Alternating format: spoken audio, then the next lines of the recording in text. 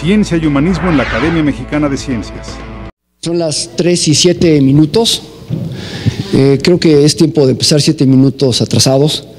Les agradezco muchísimo su presencia en este simposio de péptidos, proteínas y sus potenciales aplicatividades. Creo que este simposio es una continuación mucho de lo que oímos en esta mesa redonda que tuvimos hace una hora antes de la comida, en donde la idea de haber armado este tipo de reunión es para ver el potencial que realmente tenemos un potencial increíble, y la idea del día de hoy es poner algunos ejemplos que se están trabajando, que han sido exitosos y que seguramente nuestro sistema debería replicar con mucha frecuencia. La idea del simposio del día de hoy es que vean estos ejemplos de éxito académico y esta transferencia que creo que es clave, esta transferencia de lo que es la ciencia básica, lo que debe ser el desarrollo de una muy buena ciencia básica, sin perder de mente esta potencialidad de llevar esto a la aplicatividad. Yo creo que nuestra sociedad en México sabe que existe muchos grupos de investigación que hacen muy buena ciencia, pero realmente, y si uno lo platica con ellos en la calle, bueno, es más, en mi propia familia, ¿no?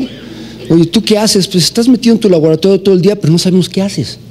Entonces creo que es muy importante que a medida que pase el tiempo, ejemplos como el que vamos a oír el día de hoy, tienen que ser mucho más, yo diría mucho más frecuentes, donde la sociedad mexicana empiece a ver los resultados de esta buena ciencia básica que se hace a lo largo y ancho de la República Mexicana.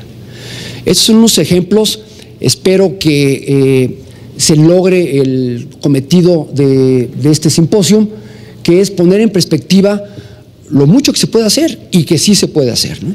Entonces, con este pequeño preámbulo, quisiera iniciar el simposio presentándoles al doctor Hugo Barrera Saldaña.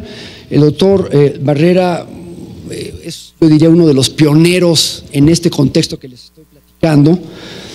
Yo diría que es uno de los pioneros en México del diagnóstico molecular de una serie muy importante de enfermedades. Actualmente es secretario de Ciencia y Tecnología, coordinador del Laboratorio de Genómica y Bioinformática, así como de la Unidad de Biotecnología Médica, todos en la Facultad de Medicina de la Universidad Autónoma de Nuevo León.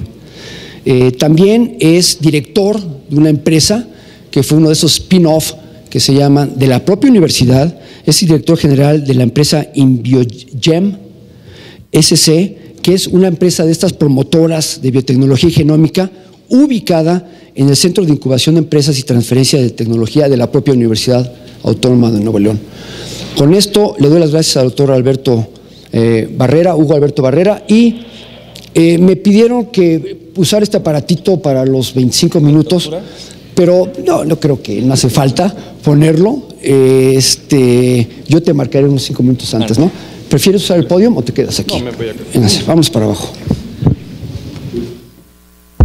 Bueno, yo quiero agradecer muy sentidamente esta invitación a esta celebración muy atinada de la Academia Mexicana de Ciencias, porque creo que el habernos puesto a todos los académicos con la misión de platicar con la sociedad, y en particular a mí me gusta mucho ver tanta gente joven en el auditorio, y jóvenes de mi edad para abajo, ¿verdad?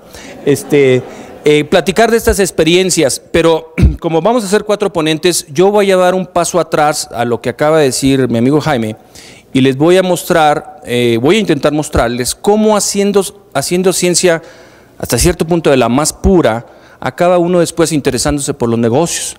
Yo a veces lo comento diciendo, es que son nuestros hijos, la tecnología es la hija de la ciencia. Nosotros hacemos ciencia y para cuando acordamos ya procreamos unos hijos.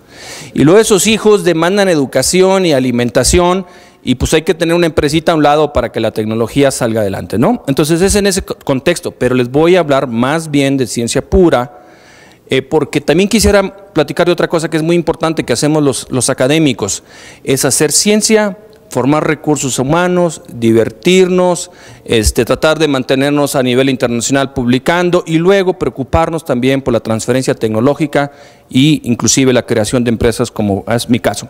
Entonces yo les vengo a hablar, y de hecho el título mío hablaba de un enigma.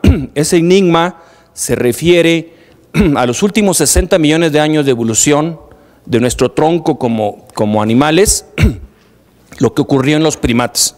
Voy a darles primero una foto de lo que es los genes que en el genoma humano son responsables de la producción de la hormona del crecimiento. Y luego, para entender esa foto, vamos a regresarnos 60 millones de años y vamos a tratar de reconstruir, así como las películas que empiezan por el final, reconstruir el inicio. Y de una vez les digo que gracias a esto que hemos hecho, como bien señaló Jaime, desarrollamos el primer método de PCR para diagnosticar deficiencia de hormona de crecimiento porque los pediatras nos lo solicitaron. Tanta ciencia decían, ¿y para qué sirve? Entonces no había, hicimos un método de PCR para diagnosticar deficiencia de hormona de crecimiento. Y luego también incursionamos con la ayuda de una empresa mexicana a intentar llevar al mercado la hormona del crecimiento. Y créanme que todavía sigo en ese tenor, pero hicimos una transferencia tecnológica y se hicieron los mejores esfuerzos por lograrlo. No era una tarea fácil. Y finalmente, como una tercera extensión, acabamos creando una empresa. Y esta empresa se dedica y tiene ya contratos con la industria farmacéutica, pues a usar la tecnología diagnóstica para ayudar y también la biotecnología para tratar de fabricar productos biotecnológicos. Finalmente, otra responsabilidad como científicos que tenemos es que ahorita se puso la primera piedra hace unos días de lo que va a ser la bioincubadora del Parque Tecnológico de Nuevo León, donde cualquiera de ustedes pueden venir a empezar una empresa con los trámites más simples que se puedan imaginar, porque esa bioincubadora no es ni Rayada, ni Tigre, ni es de nadie. Es del gobierno del estado, es un fideicomiso y va a estar al servicio de quien quiera a precios, digamos, o a costos relativamente. Ahora, que si ya tienen una empresa, pero no, tenía que ser norteño para andar haciendo un negocio aquí, ¿verdad?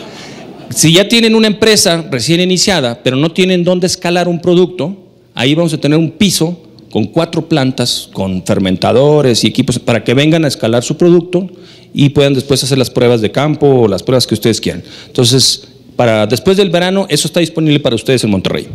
Ok, vamos a hablar del locus, el sitio en el genoma que codifica para la hormona del crecimiento. Déjeme decirle que este locus ha sido uno de los modelos de estudio nuestro de laboratorio por muchos años y nos ha dado muchas tesis y publicaciones y premios, y ahora nos está dando otras cosas muy interesantes. Entonces, son 5 genes. El primero es y codifica para la hormona que si no la tenemos cuando nacemos, vamos a padecer enanismo hipoficiario. Y está acompañado con 4 otros genes. Estos otros 4 genes solo funcionan en la especie humana, en la mujer, cuando está embarazada, nunca más. Aunque ahorita estamos descubriendo otras cosas, pero esa es su principal función. En el embarazo, este gen y este producen hormonas que todavía ni siquiera estamos del todo enterados de exactamente qué es lo que están haciendo, pero se aseguran de la sobrevivencia del feto. De hecho, deficiencias de algunas de estas hormonas que hemos detectado, pues causan retraso intrauterino. Pero una vez que nace el bebé, con que tenga este gen, tiene una vida normal ese ser. Este otro gen descubrimos hace años que es un gen aparentemente inactivo, un pseudogen. Entonces son 5 genes, está en el cromosoma 17, en el brazo Q, en la banda 24.2, y ese es el modelo de nuestro estudio del genoma. Sabemos su biología molecular, es decir, sabemos en qué tejidos, que ya les dije, hipófisis y placenta, qué tanto de estos genes producen, cuántos mensajeros, en qué abundancia, cuántas proteínas, y de hecho es medio complejo porque hay una serie de lo que se llama isoformas, variantes de estas proteínas que fabrican estos genes. Pues esa es la biología molecular, pero después de estudiar la biología molecular, que es por donde uno empieza, déjenme agregar antes de continuar, hormona de crecimiento regula el crecimiento y el metabolismo postnatal, la hipofisiaria, la variante que se llama el crecimiento y el metabolismo del feto, e inclusive contrarresta algunos efectos que tienden a ahorrar energía en la madre para liberarlos y asegurarle que el feto tenga esos nutrientes, a pesar de que la madre pueda inclusive enfrentar una desnutrición. Y estas otras hormonas, que todavía entendemos menos, refuerzan esas actividades de supervivencia del feto. Pero les decía, también hemos entendido cómo funcionan estos genes. Esto también es biología molecular. Y sabemos que los genes, cada uno, pues tienen sus elementos aledaños que le dictan, pues tú eres de hipófisis, tú eres de placenta. Tú funcionas en el embarazo, tú funcionas. De hecho, tenemos un modelito que explica cómo funciona esto. En la hipófisis hay una proteína que se llama el factor de transcripción PIT, se le pega a este gen y lo enciende.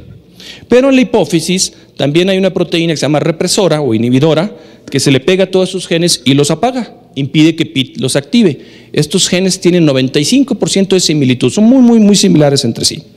En la placenta no hay PIT, o hay muy escaso PIT, no se produce la hormona de crecimiento, pero hay otra proteína que enciende a los genes. Entonces ya aprendimos algo de biología molecular y regulación génica.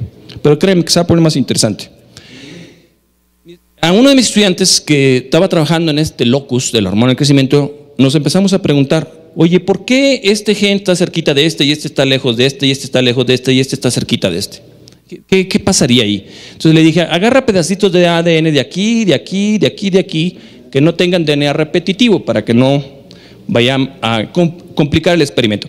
Y busca a ver en dónde más en el genoma pudieron haber venido estos pedacitos de ADN. Y descubrimos que de un lado del locus, desde aquí, se movieron en la historia evolutiva pedacitos y se insertaron acá. Y descubrimos que del otro lado del locus, de acá, se movieron pedacitos y se insertaron acá. Entonces, con bioinformática, empezamos a descubrir la dinámica evolutiva que dio origen a este locus. Pero nos quedamos picados, porque nomás podíamos llegar hasta ahí con bioinformática. Había un estudio que se llama el proyecto ENCODE, que agarró como 20 familias y se propusieron estudiarlas a lo largo de la escala evolutiva para ver las fotos de la evolución. Afortunadamente no escogieron a la hormona del crecimiento y nosotros la adoptamos. Y empezamos a mandar a estudiantes a zoológicos y parques y a safari, allá en Puebla y a las de Guadalajara. Entre más flojo el estudiante, pues más difícil se la poníamos. Tú vas y le sacas al gorila una hipófisis, ¿no? Alguno de ellos. Nos topamos con un enigma. Resulta que en toda la evolución de los vertebrados, de los mamíferos y justo hasta antes de que empiecen los primates, en los prosimios, este gen es único, hay un solo gen y hace probablemente muchas de las funciones que ahora estos 5 genes hacían. Entonces aquí hay un enigma. ¿Por qué en los últimos 60 millones de años de evolución este pedazo del genoma humano pasó de tener un gen a tener 5? ¿Cómo se adquirieron esos genes adicionales? ¿Por qué surgieron nuevas hormonas? De hecho, no son 5 copias del gen. Les dije que uno se llaman lactógenos, somatomamotropinas coriónicas, no traten de repetirlo. Otra se llama hormona de crecimiento de la placenta. ¿Por qué? ¿Cómo y cuándo surgió la especificidad? ¿Por qué ahora antes un gen que solo se expresaba probablemente en la hipófisis, ahora lo hagan en la hipófisis y sus parientes o sus copias que después divergen en la placenta? ¿Cuáles son las diferencias que esas proteínas nuevas acumularon y para qué? Y sobre todo, ¿cuál fue el papel de esas hormonas que aparentemente son recientes en la evolución y no solo se encuentran en los primates? Ni los roedores, ni los artiodáctilos, ni los peces siguieron este camino. ¿Por qué este camino tuvo lugar en la rama de la especie humana? Todo empezó cazando genes. Allá en el norte también habíamos cazadores, ¿no? Y en lugar de animales, a mí me gusta cazar genes. Diseñamos un método, en aquel entonces creo que fue inclusive pionero, donde con los pocos genes de hormona de crecimiento que estaban en el banco de genes, los comparamos, vimos similitudes y diseñamos un oligo que se sentaba aquí y otro que se sentaba aquí. Si hubiera más de un gen, pues iba a volver a sentar aquí y acá si esos genes son parecidos, ¿no? Y con una técnica de PCR, pues amplificamos prácticamente cualquier gen. Nos probamos de todo, hasta los tlacuaches o las zarigüeyas que andaban ahí en los aires acondicionados y mis estudiantes la capturaron, acabaron siendo motivo de estos experimentos. Entonces, cualquier animal, mamífero, que le pudiéramos recuperar la hipófisis, usábamos este método y aislábamos de su genoma él o los genes que tuviera. Pero luego se nos ocurrió algo que todavía no recuerdo qué estábamos tomando o fumando, pero fue muy interesante porque dijimos, oye, si a este pedacito de ADN que significa, que ayuda a amplificar este gen, lo volteamos para allá y a este lo volteamos para acá, a lo mejor amplifica lo que está en medio, que no sabíamos de qué tamaño era. Usamos una variante de la PCR que se llama PCR larga y lo logramos amplificar fragmentos grandes de 5,000, 12,000 y muchos tamaños. Si podemos amplificar todos los genes y los pedazos que los separan, pues podemos amplificar todos los loci de hormona de crecimiento. Y así empezamos a cazar animales. Este es el gálago, es un prosimio, un solo gen descubrimos, no había más. Este es el tití, montón, 8 genes, 5 inútiles, pseudogenes y 3 activos. Todos parecen hormonas de crecimiento, algunos fallaron durante la evolución. Este es el monorhesus, 6 genes, no hay pseudogenes. El de hormona de crecimiento, el de la variante y 1, 2, 3, 4 genes para esta cosa que le voy a llamar CSH porque es más fácil. Interesante. Y ese es el humano, que ya se los mostré, 5 genes, no 6. Bueno, estos estudios se llaman de genómica comparativa. Empezamos a comparar a la escala evolutiva este pedazo del genoma humano para ver sus características. Tuvimos la fortuna de que un amigo que invitamos a un congreso se interesó mucho en nuestro proyecto y nos ofreció, tenía la colección más grande en el mundo, en Oakland, en Estados Unidos, en montones de congeladores de menos 80, de bacterias que llevaban cromosomas artificiales de levadura que llevaban pedazos del genoma de muchas especies. Mandamos uno de nuestros estudiantes, tamizó lo que tenía de mamíferos y como de 12 o 13 especies, perdón, de primates, 12 o 13 de primates que aparecen aquí, ¿sí? Aquí los pueden ver, chimpancé, orangután, gorila, macaco, etcétera, etcétera. Sacó aquellas bacterias que tenían aquellos pedacitos del genoma de estas especies de primates con genes de hormona de crecimiento adentro y ha sido una bendición para nosotros, un tesoro que hemos venido minando. Y analizamos los BACs y los empezamos a intentar secuenciar en México. Fue un poco difícil hasta que encontramos ayuda en un proyecto que se llama Genoma Quebec en Canadá y nos lo secuenciaron a un precio bastante competitivo. Y entonces estos son los BACs que se llaman, los cromosomas artificiales de levadura llevando pedazos del genoma de todas estas especies de primates y esta es la región que nos interesa. Aquí debe estar el gen de la hormona de crecimiento en esas especies, aunque tenemos información para un lado y para la otro. Esta es como que la historia que les puedo platicar. En efecto, todo empieza con un gen, se multiplica, en algunos casos hay errores y aparecen pseudogenes que están aquí con la letra griega phi. En otros casos no había hormonas de crecimiento, empiezan a variar las copias y se convierten en CCHs, etcétera, etcétera, hasta que llegamos al humano. Con esa información y las trazas que se iban acumulando de los proyectos genómicos, empezamos a poner orden en esto y empezamos a describir y a completar toda la anatomía de estos locis de hormona de crecimiento y obviamente empezaron las preguntas, pues a partir de cuándo, ¿sí?, empiezan las copias a expresarse en placenta y eso lo hemos venido estudiando. En el proyecto del genoma del chimpancé que se acabó algunos años, pues no se podían tener calidad máxima y ellos anotaron 7 genes, 1, 2, 3, 4, 5, 6, como 7 genes por ahí. Nosotros afinamos esto y realmente hay 5 genes en el chimpancé, no hay 7. Eso está saliendo a publicación en Mammalian Genome en unos pocos meses. En el orangután, lo que hay avanzado el proyecto del genoma del orangután, también aparecen 4 genes, hasta 5 aparecen. Nosotros teníamos la idea de que pudiera haber 2 opciones con 4 genes o 5 genes y a mi estudiante Ali se le ocurrió una idea muy buena que con una simple PCR aquí dijo si este gen que era el que estaba en duda existe o no existe, aquí no debería haber ninguna amplificación y aquí debería haber una banda como de 10 kilobases, que fue lo que encontró. Desechamos este modelo y ya vamos a publicar la historia también del orangután. En resumen, hemos podido más o menos reconstruir la historia pasando de un gen, múltiples genes en los monos del Nuevo Mundo, que son los que tienen cola prensil, una docena de genes en los monos del Viejo Mundo, que tienen cola rudimentaria, y finalmente se afinó, digamos, se estabilizó esta especie de Big Bang de la hormona de crecimiento del genoma, en el caso del humano a 5 genes. También sabemos cómo creció, de dónde se movieron estos pedazos de aquí para acá, y esa historia pues apenas la estamos revelando y empiezan los enigmas, porque siempre que empieza una investigación resuelves algo y se surgen nuevas cosas.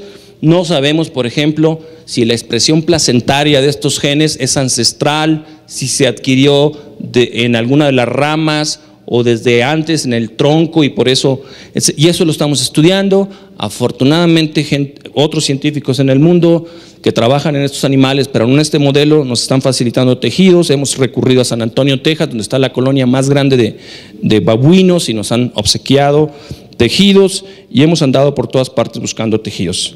Por ejemplo, en el babuino ya lo hicimos. Extrajimos de una placenta, que es bien difícil quitarle las placentas a estas, pero en un centro de investigación es más fácil. Pones un estudiante 24 horas a cuidar cuando vaya a parir la mona y agarrarle la placenta antes de que se la coma. Y pues ya hicimos la investigación y ya sabemos cuáles son de esos genes que funcionan en este primate en su placenta. También tenemos modelos experimentales donde podemos preguntarnos, ¿y ese gen podemos fabricar la proteína por biotecnología en el laboratorio? ¿Tiene propiedades somatogénicas, de promotoras del crecimiento, o tiene actividades lactogénicas? Tenemos líneas celulares que responden a una actividad o la otra, y ahí podemos meter los genes para ir, o las proteínas, ir averiguando su función. Voy a tratarles de resumir estos hallazgos. Miren, hace muchos años en nuestra línea evolutiva empezamos con un solo gen, como siempre había sido. Pero después algo pasó y empezamos a tener montones de genes. Por ejemplo, este tiene 8 genes de hormonas de crecimiento, 5 son inactivos, por eso se los puse en rojo, y 3 son activos. Después se adquirió otro gen nuevo que se llama el gen de la hormona de crecimiento variante, que no existía aquí. Y después se adquirieron los lactógenos placentarios, o CCHs. Esta es la situación del humano. Tal vez esto es interesante, pero miren lo que pasó en los grandes monos o los simios. El gorila, todos tenemos este gen, desde peces hasta nosotros, ¿no? La variante también la tenemos, pero noten lo que pasó aquí. El gorila tiene la capacidad de producir 3 hormonas de este tipo placentarias. El chimpancé hizo que 2 de sus genes produzcan la misma, entonces tiene la posibilidad con 3 genes de producir 2 hormonas, y nosotros los humanos apagamos un gen evolutivamente hablando y los otros 2 los hacemos que produzcan una misma proteína y tenemos una misma proteína. Este es un enigma, o sea, ¿qué ha pasado aquí? ¿Por qué estos cambios? Y son enigmas que los seguimos investigando. Ya tenemos la secuencia de todas estas proteínas, desde el prosimio hasta el humano. Estamos estudiando sus cambios. Conforme la hormona de crecimiento ancestral avanzó en la evolución, pues a lo mejor fue perdiendo funciones porque las parientes que llegaron al auxilio adquirieron estas funciones. Estamos estudiando estos cambios, dónde están, de qué naturaleza son. Estamos estudiando, por ejemplo, acá los residuos que se unen al receptor para tratar de entender las cosas. Estamos estudiando muchos de estos detalles. Los cambios son para favorecer mayor potencia de hormona de crecimiento o disminuirla, para favorecer más lactogénesis o para disminuirla. Son cambios que por eso le llamé un enigma, porque miren lo que pasó en la evolución, el perfeccionamiento de esta especie, ¿no? Empezamos con un animalito que cabía prácticamente en la palma de la mano, pues y bueno, ahora enfréntense a un gorila para que vean. ¿Y qué les digo del qué? El chango mango, no sé qué. Entonces, bueno, esta es la historia que yo les quería platicar, pero habiendo trabajado en un proyecto de investigación básica, y hoy no había tiempo, pero en otra ocasión lo podría hacer, nos hemos metido a un tema de, bueno, ¿cuál es el papel de estos cambios en el genoma en el éxito evolutivo de nuestra especie frente a otras especies, como el gorila y el chimpancé, por así decirlo? Son cambios pequeños aparentemente, pero miren otros cambios pequeños lo que han hecho entre el chimpancé y el humano, qué sé yo. Se han encontrado algunos cuantos genes, no muchos, diferentes entre el chimpancé y nosotros, pero esos tienen mucho que ver con, no sé, la vocalización, el uso del pulgar, el tamaño del cerebro, muchas cositas que son pequeños cambios con grandes impactos. Entonces, esperemos un día tratar de entender qué pasó en estos 60 millones de años y por qué pasó lo que pasó. Quiero agradecer a Iram, uno de mis estudiantes, que fue el que fue a Oakland y se trajo todo ese tesoro, a Antonio Ali, que hace ahorita toda la parte de evolución, Peter de Jong, que fue quien nos abrió las puertas en California para hacerlo, a Mike Wallis, que es un profesor retirado en Inglaterra, un experto en evolución que nos está aconsejando, a Genoma Quebec, que nos ofreció secuenciar los bugs a un precio que ni en México pudo encontrar jamás, a la Academia Mexicana por la invitación y a ustedes por su atención, y cualquier cosa, a lo mejor las preguntas puedo abordar de las otras cosas que hemos hecho más aplicativas y de negocios. Gracias.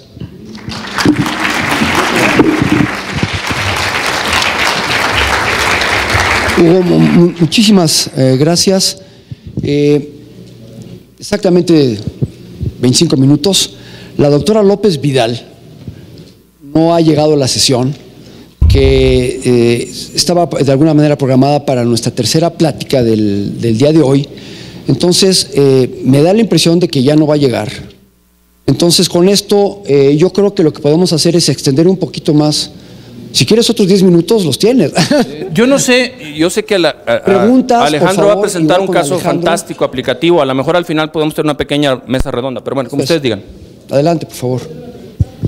Un segundo. Además, meter 60 millones de años en 25 minutos no fue fácil, ¿eh? Acá hay un micrófono. Sí. Si sobra tiempo, podemos abordar otras preguntas. Hola, Hugo. Gracias por la plática. Oye, te estás enfocando al estudio de los receptores y la proteína, de su estructura para ver si encuentras algo diferente, pero no oí mencionar el tema de esta sección, que son péptidos. ¿Qué hay de la degradación si tienen actividad? Porque es un tema. Muy buena pregunta, sí. Yo creo que en la sesión nos mezclaron péptidos y proteínas. Ya yo estoy en el lado de las proteínas, pero te puedo decir que relativamente recientemente hemos descubierto que la hormona de crecimiento se expresa en el ojo humano. Ya se sabía de la prolactina, que también. Otros investigadores la han encontrado en los testículos, en el ovario. Entonces la empezamos a encontrar en varios tejidos. Eso para romper el paradigma de que la tenemos clasificado con una hormona hipoficiaria. No, está en otros tejidos y probablemente vamos a seguir descubriendo. Pero lo que te quería decir es que la hormona de crecimiento es pariente del lactógeno, el somatomamotropina, porque ella misma lo engendró, pero más abajo en el árbol evolutivo se junta con la rama de la prolactina.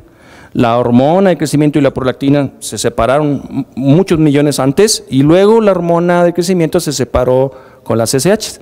Bueno, la prolactina, y Carmen Clapp ha trabajado mucho en esto, se procesa y da una variante, normalmente es de 23 kilodaltos, pero produce una de 16 y medio, 17, que justo tiene como que las propiedades inversas de la otra. ¿Okay? Entonces hay cosas interesantes donde estas hormonas se procesan y dan origen a proteínas más pequeñas con propiedades contrarias a las esperadas. En nuestro caso, la hormona de crecimiento de la hipófisis normalmente produce la hormona que le llamamos de 22K, de 22.000 daltos, pero un 10% de la fabricación de hormonas se deriva por otra vía y produce una que se llama 20K, que es 15 aminoácidos más corta. Y esa hormona también tiene propiedades en algunos aspectos contrastantes con la de la 22K. Entonces la evolución está... Viste, como que empezó una explosión y aparecieron muchos. Por cierto, un mono del Nuevo Mundo que tiene 30 copias del gen, 30. Y luego se fueron perfeccionando. Y en el caso del humano, el gorila tenía 3 lactógenos, el chimpancé se quedó con 2 y nosotros nos quedamos con 1. O sea, estas hormonas han ido refinándose a lo largo de la evolución. Y pues hay este enigma de por qué pasó esto, por qué se producen las isoformas, qué están haciendo, y es algo que no hemos encontrado cómo abordarlo. Necesitaríamos hacer trabajo de multidisciplinario, colaboración con gente que está trabajando más en la fisiología, en la reproducción de los primates, para empezar a hacer todas estas preguntas. Pero sí hay procesamiento de algunas de estas proteínas, apenas estamos descubriendo, y hay isoformas por splicing alternativo. Allá atrás.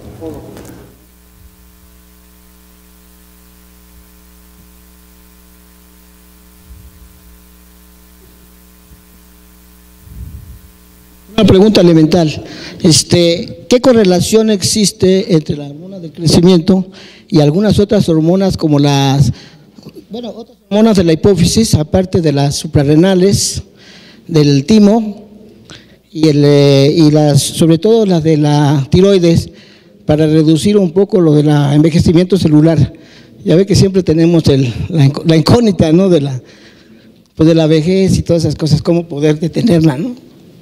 Bien. ¿Se han hecho estudios en el Japón al respecto ya y en Alemania? No hay mucha investigación sobre las sinergias que puede haber entre hormona de crecimiento y otras hormonas, pero sí hay mucha investigación sobre la hormona.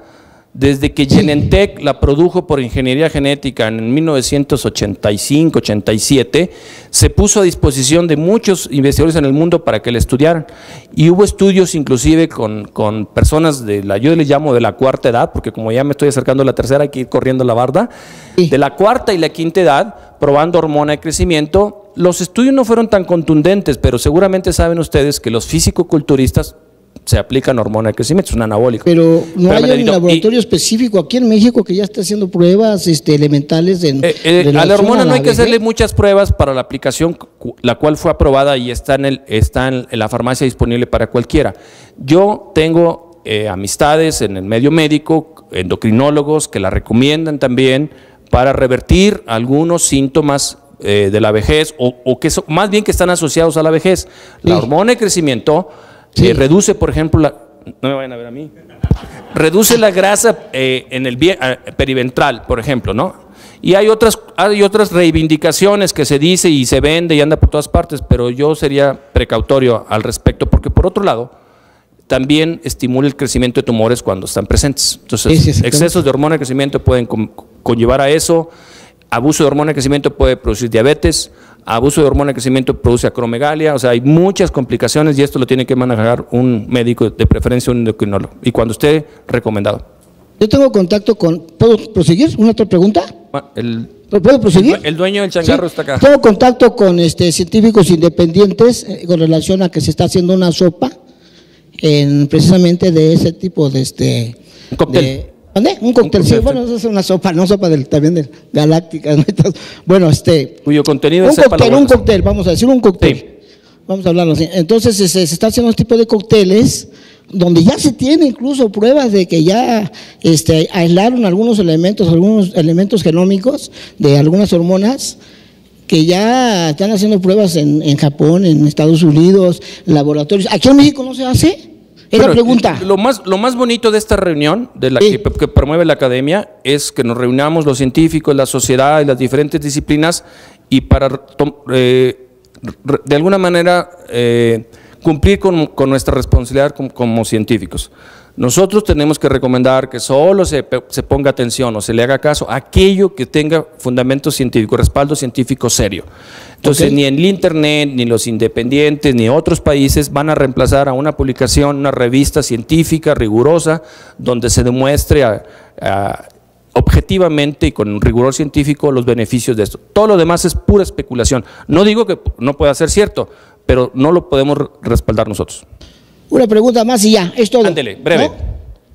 ¿No? Le iba a preguntar que si estaba haciendo experimentos a nivel de ingeniería o a nivel de biología. Eso nada más quiero saber. No, nada de ingeniería genética, absolutamente nada. Todo esto es, esta es una herramienta para fabricar un producto, van a ver ahorita otros ejemplos preciosos, para acelerar el desarrollo de nuevos medicamentos y fármacos. De nada, un placer. ¿Otra pregunta, comentario? ¿No? No preguntes, ¿sí? Muy bien.